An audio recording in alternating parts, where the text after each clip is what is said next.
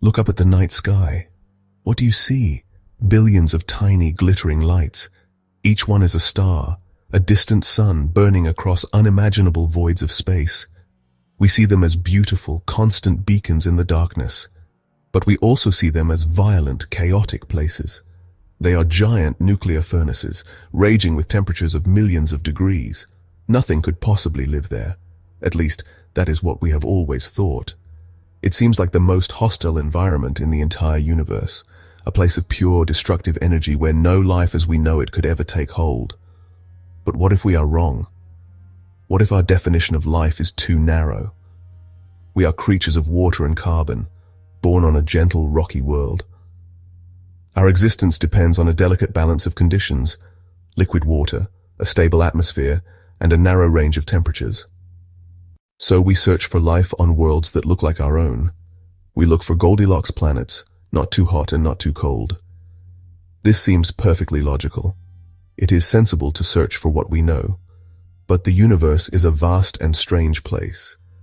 It is far more complex and creative than we might imagine. Could life exist in a form we have never even considered? Could it thrive in the very heart of a star? This question challenges our most fundamental ideas about biology. It asks us to look at those fiery balls of gas not as dead things, but as potential homes. It suggests that the universe might be filled with life, but in forms so alien we haven't even recognized them.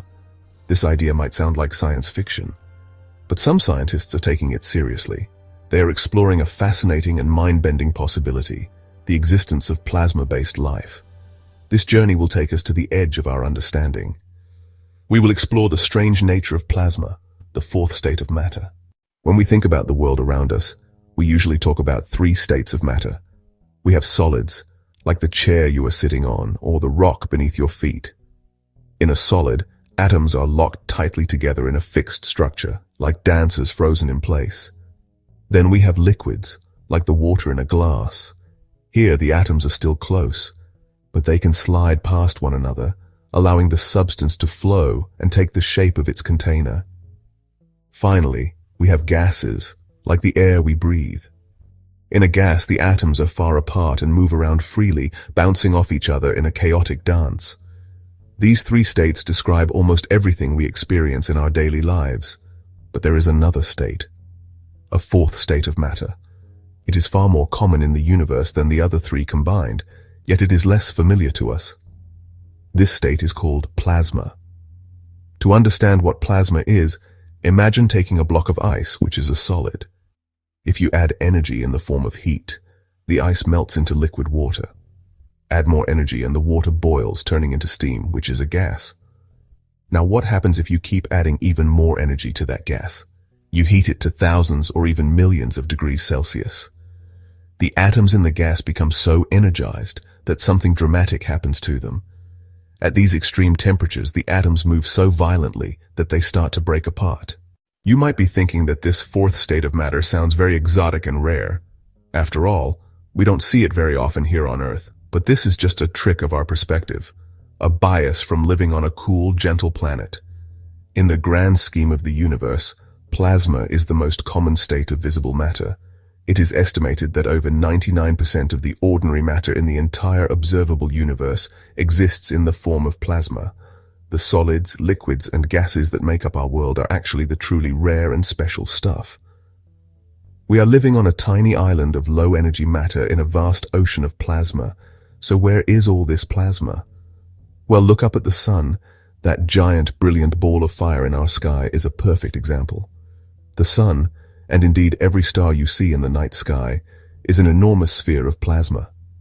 It is held together by its own immense gravity and heated to millions of degrees by the nuclear fusion reactions raging in its core.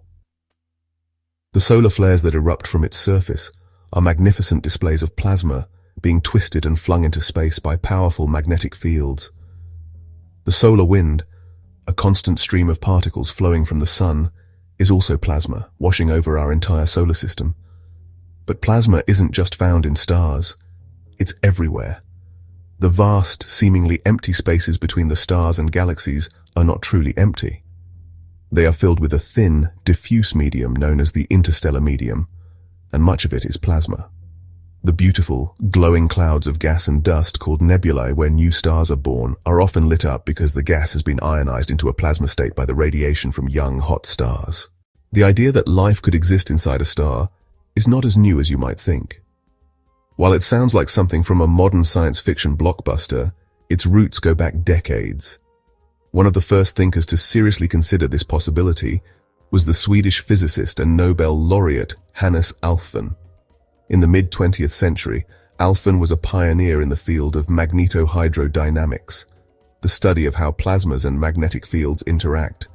He understood better than almost anyone the complex, almost lifelike behaviors that plasma could exhibit. He saw how it could form intricate filaments and self-organizing structures, governed by the invisible forces of electromagnetism. Alfvén's work laid the foundation for thinking about the cosmos not just as a collection of inert objects, but as an electrically active and dynamic environment. He saw the universe as a place filled with vast electrical circuits and magnetic fields, shaping everything from galaxies to stars. This plasma universe perspective was a radical departure from the standard view at the time, which focused almost entirely on gravity. For Alfvén, the universe was buzzing with an energy that could organize matter in unexpected ways. It was this deep understanding that allowed him to wonder if the same forces could take the next logical step, organizing matter into life itself. He didn't explicitly propose that stars were full of intelligent beings, but his work opened a conceptual doorway. If plasma could create such stable and complex patterns, could these patterns evolve? Could they develop the ability to store information and replicate? Why would any serious scientist entertain the idea that life could exist inside a star? I mean, it seems to fly in the face of everything we know about biology. The temperatures are in the millions of degrees, hot enough to tear any complex molecule to shreds instantly. The radiation is just intense, and the gravity is totally crushing. By all earthly standards, a star is pretty much the definition of a sterile environment. So, what is the logic that allows scientists to look past these seemingly insurmountable barriers? The answer lies in shifting our perspective from the chemistry of atoms to the physics of charged particles and magnetic forces. The first step is to, redefine what we mean by a building block of life. For us, the building blocks are molecules like amino acids and proteins, which are made of carbon, hydrogen, oxygen, and other elements. These molecules are held together by chemical bonds. But in the extreme heat of a star, these bonds just cannot survive. However, in the plasma of a star, you have different kinds of building blocks. You have ions, atoms stripped of their electrons, and you have free electrons. These charged particles can be arranged and held together, not by chemical bonds, but by the much more powerful forces of electricity and magnetism, which are, honestly, perfectly at home in such an environment. The next piece of the puzzle is structure. Life needs structure. Think of the cell walls and membranes that define a biological cell on Earth. In a star, magnetic fields can provide this structure. They can act as invisible containers, creating boundaries and compartments within the plasma. These magnetic bubbles, or plasmoids, could function like cells, separating an organized internal environment from the chaos outside. Within these magnetic cages, charged particles could form stable, complex patterns, storing energy and information in their configuration. For something to be truly considered alive, it needs more than just a stable structure and a source of energy. It needs a way to store information and a way to reproduce itself, passing that information on to the next generation. On Earth, this is the role of DNA. The DNA molecule is an incredible library, a long, twisted strand that contains the complete blueprint for building and operating an organism. This genetic code is copied and passed down through generations, allowing for evolution and the continuation of life. So how could a plasma-based life form achieve something similar without molecules? The answer, once again, may lie in the intricate dance of magnetic fields. Imagine a complex, twisted rope of magnetic field lines and electrical currents. The specific shape of this twist, its knots and braids, could serve as a form of information storage. Just as the sequence of A, C, G, and T bases in DNA stores our genetic code, the specific topology of a magnetic structure could encode the blueprint for a plasma organism. This information wouldn't be static. It would be a dynamic pattern, constantly maintained by the flow of energy through the system. With a way to store information, the next critical step is replication. How could a pattern of magnetic fields copy itself? Scientists exploring this idea have proposed several possibilities. One idea is that a stable magnetic structure could grow by absorbing more energy and charged particles from its surroundings. As it grows larger, it might become unstable, much like a soap bubble that gets too big. This instability could cause it to split into two smaller, stable copies, each carrying a portion of the original's complex magnetic pattern. This process would be a form of asexual reproduction, a simple division into daughter organisms. For a long time, the idea of plasma life was purely a fascinating thought experiment, a concept confined to the pages of physics journals and the imaginations of a few bold thinkers. There was no way to test it, no way to see if such complex, self-organizing structures could actually form. That all changed in 2007 with a groundbreaking computer simulation led by a team of researchers, including Vn Cajtowicz. They were not trying to create life in a computer.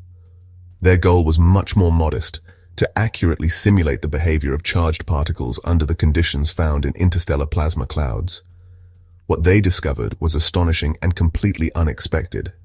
The simulation showed that when dust particles were suspended in a plasma, they behaved in a way that mimicked the fundamental processes of life. The particles, which were electrically charged by the surrounding plasma, began to spontaneously organize themselves. They arranged themselves into long, corkscrew-like helical structures, remarkably similar in shape to the double helix of DNA. These helical structures were stable and attracted other particles from the surrounding plasma, causing them to grow. This was a form of self-assembly, where complexity emerged from simple rules without any outside design or guidance. It was a digital hint that matter could organize itself in lifelike ways. The simulation revealed even more surprising behaviors. These helical structures were not static, they were dynamic. They could interact with each other, exchanging particles and energy. In a truly stunning development, the simulation showed that these helices could replicate. A larger helix would become unstable and split apart, forming two identical daughter helices. It had effectively made a copy of its own structure, passing on its information, its specific size and shape, to the next generation. The computer model had, without being programmed to do so, demonstrated the basic requirements for life: self-organization, information storage, and replication. To be alive, you need a boundary, a line that separates you from the rest of the universe. For life on Earth, this boundary is the cell membrane. It's a delicate, fatty layer that kind of holds all the important machinery of life inside, protecting it from the outside world. It controls what comes in and what goes out, maintaining a stable internal environment. This concept of separation is, honestly, just fundamental. Without it, the complex molecules of life would simply drift apart and dissolve into their surroundings. But how could a living thing inside a star, a place of unimaginable chaos and energy, possibly create such a boundary for itself? There are no fats or lipids to form a membrane in a stellar furnace. The answer likely lies in the powerful forces of electromagnetism. In the turbulent sea of plasma inside a star, magnetic fields are everywhere. They're generated by the swirling motion of charged particles, and they, in turn, guide the movement of those particles. These fields can create invisible walls, regions where the magnetic pressure is so strong that it pushes the plasma away. Scientists theorize that a plasma life form could create and maintain its own localized magnetic field. This field would act as its skin, its cell membrane. It would be a self-generated magnetic bubble, a cocoon of force that holds the organism together and separates its internal workings from the violent stellar environment around it. This magnetic membrane wouldn't be a static wall. It would be a dynamic, active boundary. It could be permeable, allowing the organism to selectively draw in charged particles and energy from the surrounding plasma to feed itself. It could also expel waste products, maybe in the form of less useful lower energy particles. The strength and shape of this magnetic field could be constantly adjusted, allowing the plasma creature to maintain its internal stability, a process known as homeostasis. Life needs to interact with its environment. It needs to sense what's happening around it to find food, avoid danger, and communicate. We have our 5 senses: sight, sound, touch, taste, and smell. These sensors are all based on detecting physical things, light waves, pressure vibrations, and chemical molecules. They're perfectly adapted for survival on a rocky planet like Earth. But for a creature living inside a star, these sensors would be completely useless. The environment is just too hot for molecules, too dense and chaotic for sound as we know it, and filled with a blinding light that would overwhelm any eye. So, how would a being of plasma perceive its world? A plasma life form would probably have senses that are totally alien to us, based on the fundamental forces that govern its existence. Its primary sense would almost certainly be the detection of magnetic fields. Just as we see the world through light, a star being might see through magnetism. It could sense the intricate patterns of magnetic field lines stretching throughout the star. It could detect the presence of other plasma creatures by the unique signature of their magnetic bubbles. Communication is a key feature of many forms of life. It allows organisms to cooperate, to warn each other of danger, and to reproduce. Humans use sound and language. Bees use a complex dance. Ants use chemical trails. All of these methods rely on a physical medium to carry the message. For plasma life forms, communication would need to happen across vast distances in a turbulent environment. They couldn't shout or leave a chemical scent. Instead, their conversations would likely take place through the language they understand best. The language of electromagnetism, a cosmic scale radio broadcast from one being to another. On our planet, every living thing, from the smallest microbe to the largest whale, is built from the same fundamental blueprint. This blueprint is DNA, the famous double helix. It is a molecule, a marvel of carbon chemistry, that stores the vast library of information needed to build and operate an organism. It dictates the color of your eyes, the shape of a leaf, and the way a bacterium digests its food. This genetic code is written in a language of 4 chemical letters. It is incredibly effective, but it is also fragile. It needs the stable, watery environment of a cell to survive and function. It is life's masterpiece, sculpted from the gentle chemistry of Earth.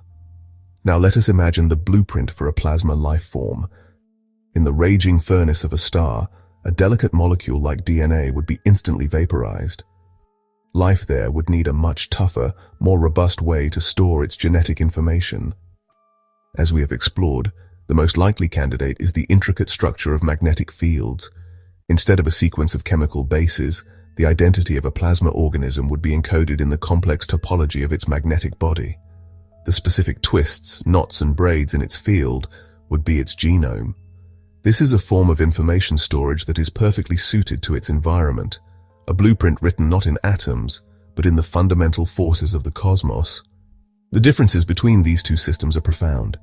DNA is physical matter. You can, in principle, extract it and hold it in a test tube. A magnetic blueprint, however, would be a dynamic pattern of energy. It would have no physical substance in the way we understand it. It would be more like a whirlpool in a river, a stable, recognizable pattern that is constantly being recreated by the flow of water through it. Life on Earth operates on familiar timescales. A mayfly lives for a day. A human may live for a century. The ancient bristlecone pines can live for thousands of years. Our lives are measured by the rising and setting of the sun and the turning of the seasons. Our metabolism, the process of converting food into energy, dictates this pace. We must constantly seek out energy to maintain our bodies, a relentless cycle of eating, breathing, and living.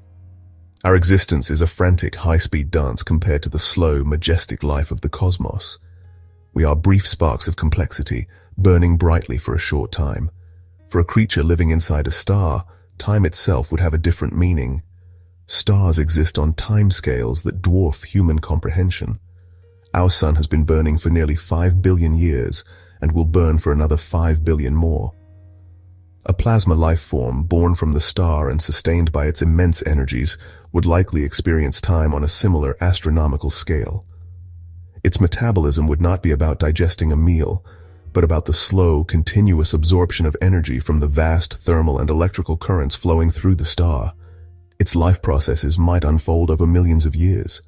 A single thought or action for such a being could take longer than the entire history of human civilization. This leads to a fascinating and humbling comparison. The entire drama of life on Earth, from the first single-celled organism to ourselves, has unfolded in a few billion years. On Earth, intelligence is a product of the brain. The human brain is an astonishingly complex organ, a 3-pound lump of fatty tissue containing some 86 billion neurons.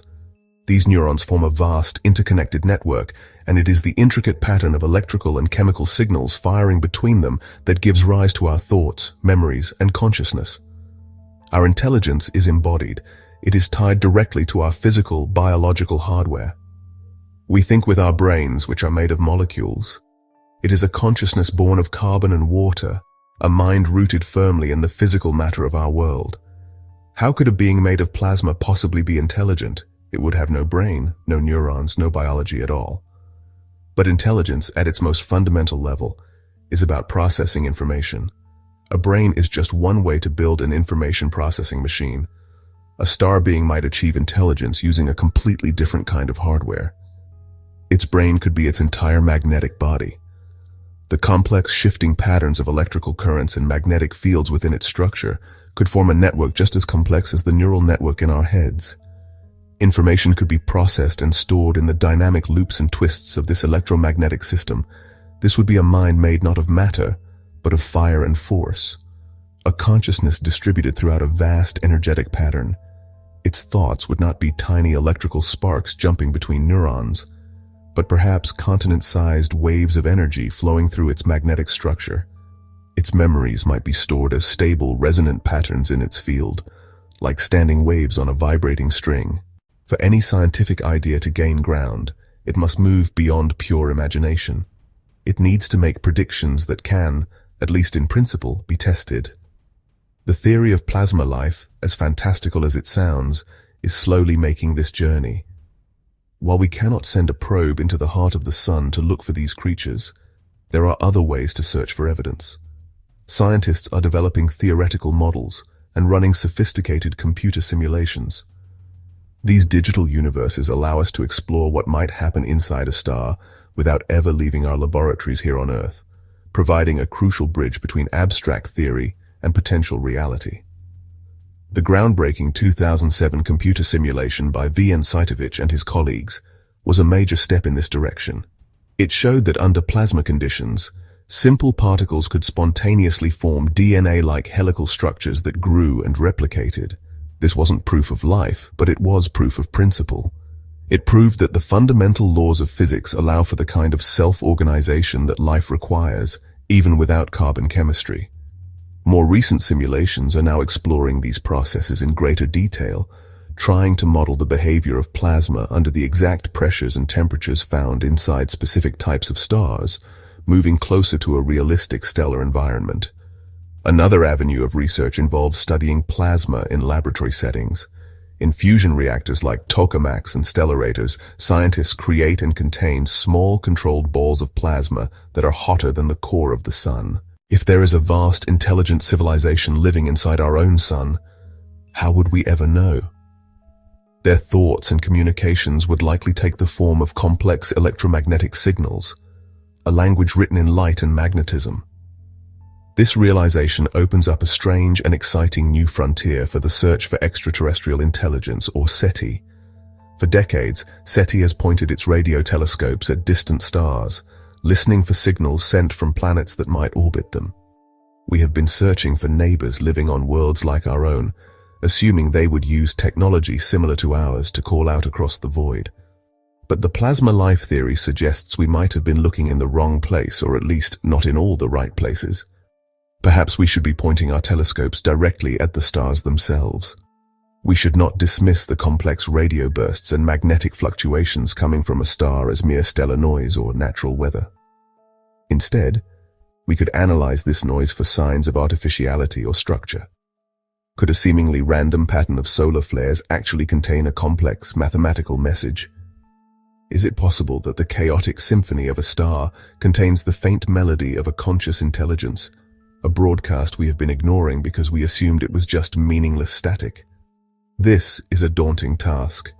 A star is an incredibly noisy and chaotic environment.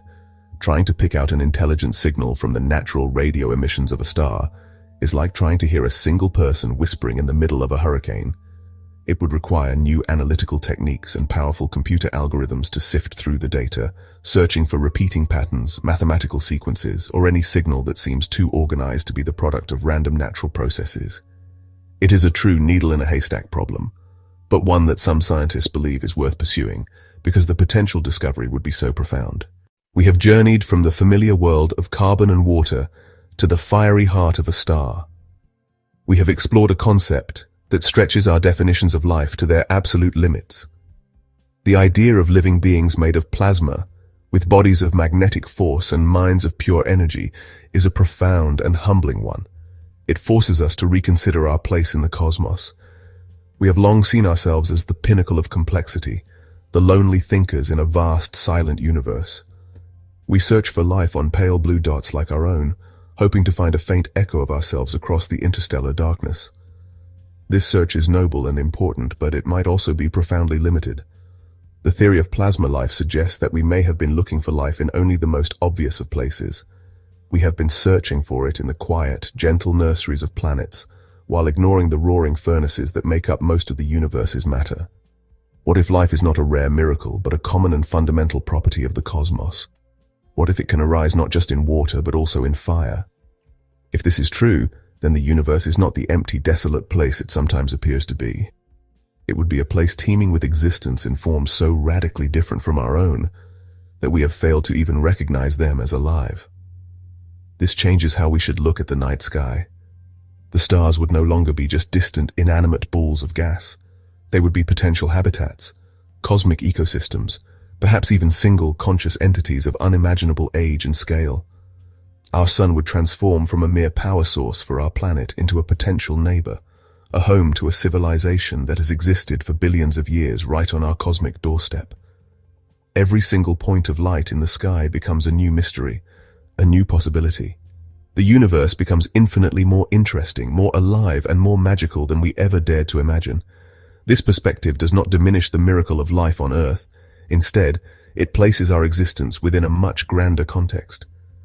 It suggests we are just one expression of life's boundless creativity, one verse in a cosmic poem of incredible scope. We are the children of rock and water, while others may be the children of fire and light. Acknowledging this possibility is an act of intellectual humility. It is the recognition that our single terrestrial example of life is not the only answer the universe has to offer.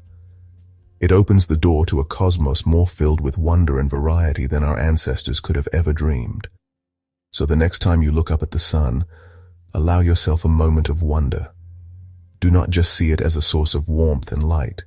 See it as a place, a world with its own geography of magnetic fields and its own weather of solar flares. And ask yourself the question, what if someone is home?